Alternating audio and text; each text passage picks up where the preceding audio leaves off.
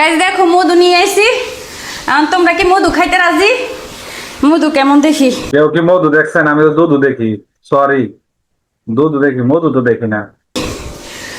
মাশাআল্লাহ, মধু সেই মধু সেই।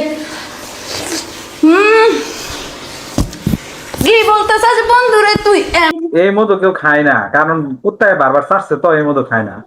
কি বলতেছিস বন্ধুরে তুই? এমনে এমনে কি বলতেছিস বন্ধু? চাইছিলাম না এই মহিলা নিয়ে কিছু কর। এই ডিপজল ভাই একটু কিছু কম তো এই হালির নিয়ে।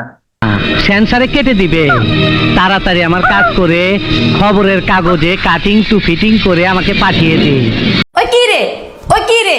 মধু, রসমালাই রসমালাই। এখন আর ওই ডায়লগটা নাই, এখন হচ্ছে কি বলতেছিস বন্ধুরে তুই? এমনে এমনে পাট খেতে যাবি আমার লগে? ওই চান্দু হিজা হিজা কইরা এত মধুর সুরে ডাকতাছস কেন?